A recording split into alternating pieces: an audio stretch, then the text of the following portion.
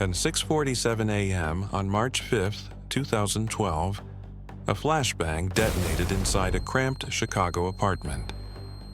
White light, thunder, screaming neighbors. 12 FBI agents rushed in with rifles raised, laser sights cutting through the smoke. Their target stood frozen in the doorway, barefoot, wearing the pajama pants and a wrinkled hoodie. He was 27 years old, skinny, messy hair, no weapons, no resistance. He wasn't a terrorist, he wasn't a spy, he was a hacker. And here's the part. No one tells you, the FBI didn't catch him. They built him. For 7 months, federal agents had watched this man commit one of the most explosive hacks in modern history.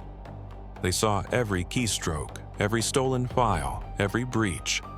They could have stopped him at any moment. They chose not to. Because the hacker's closest friend, the man he trusted more than anyone, was working for them. Those stolen files would expose how corporations spy on activists, how defense contractors trade intelligence like currency, how a private shadow network answers to no voters, no courts, and no oversight. The FBI didn't send a tactical team for what he stole. They sent it for what he knew. Long before federal agents were tracking his IP address, Jeremy Hammond was just a teenager in a quiet Chicago suburb.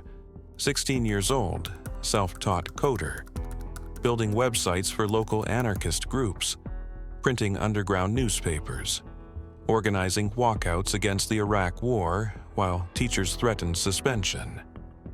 To authority, he was a problem. To himself, he was fighting corruption the only way he knew how. By 19, he co-founded Hack This Site, a collective that taught computer security through hands-on challenges. By 22, he was sitting in a federal prison cell. His crime?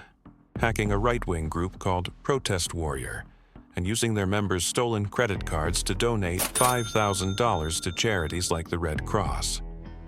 The FBI called it fraud. Jeremy called it redistribution. He served 2 years in a federal correctional facility in Illinois. When he walked out, prison hadn't broken him, it hardened him. By 2011, Jeremy Hammond was 26 and living in a cluttered Chicago loft. The air smelled like cold coffee and soldered electronics. Empty pizza boxes stacked beside humming computers.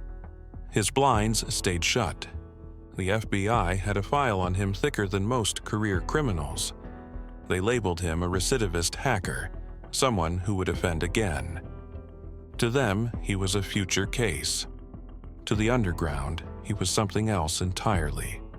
A legend. A guy who went to federal prison and didn't snitch, didn't apologize, didn't disappear. That reputation made him visible, and visibility is dangerous. In September 2011, Jeremy joined Anti-Sec, a militant offshoot of Anonymous dedicated to one goal: stealing the secrets of the powerful and releasing them to the public. These weren't hashtag activists. They were disciplined hackers breaching government and corporate systems across the world. Inside encrypted chat rooms, Jeremy operated under aliases. He earned respect fast, methodical, patient, precise. But one figure stood above the rest: Sabu, always online, always pushing new targets, always urging the group to go bigger, harder, louder. He spoke like a revolutionary, sounded fearless. He became Jeremy's mentor, his confidant, his closest ally. What Jeremy didn't know was that Sabu had already been arrested. In June 2011, the FBI caught Hector Xavier Monsegur, Sabu's real name, facing charges that could put him in prison for over a century. He was the guardian of 2 young cousins. The threat of losing them broke him fast. Within 24 hours, Sabu agreed to cooperate. From that moment on, every message Jeremy sent was being read by the FBI in real time.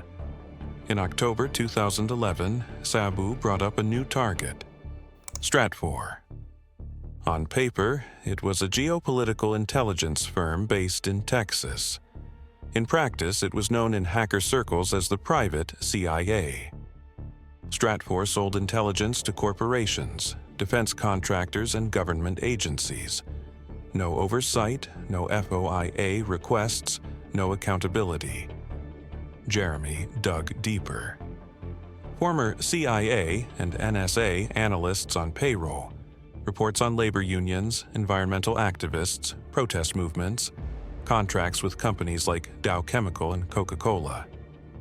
This wasn't analysis, it was surveillance.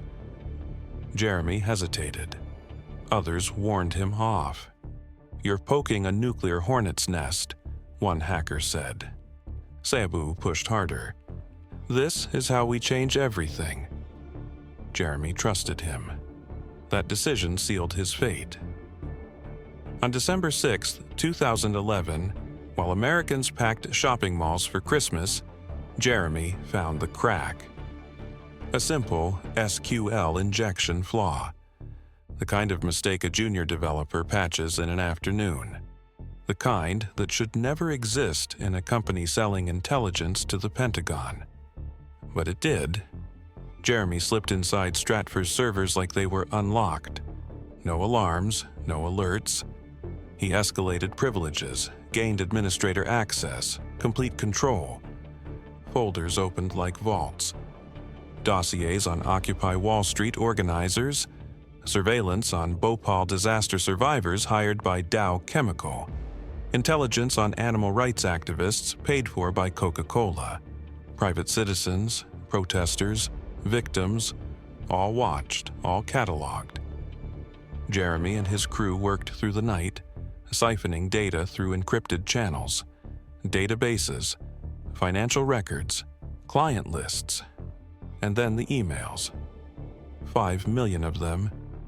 Stratfor analysts gossiping about classified operations, discussing world leaders as assets, plotting how to destroy Julian Assange. This wasn't intelligence gathering, it was a shadow state for hire.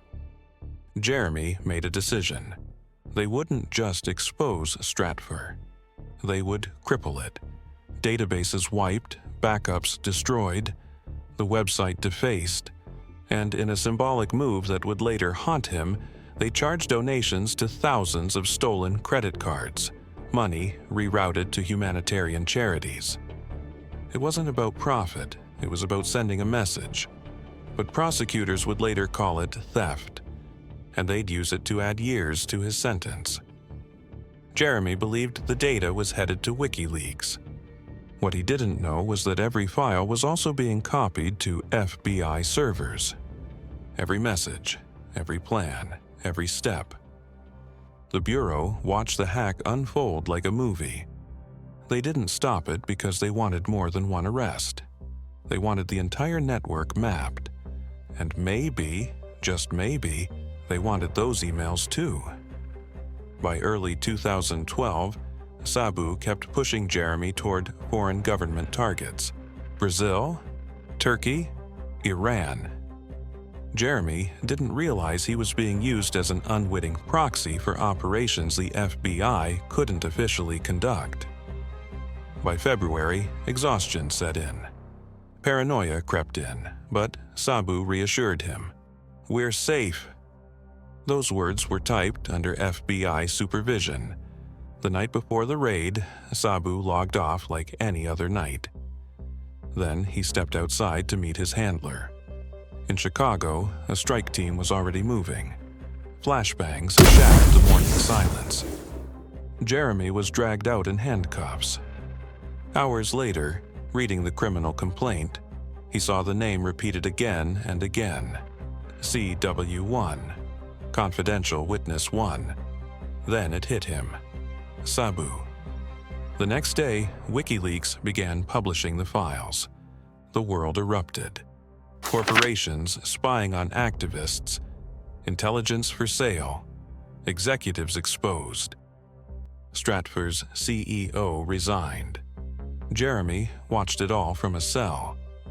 Prosecutors painted him as a cyber terrorist.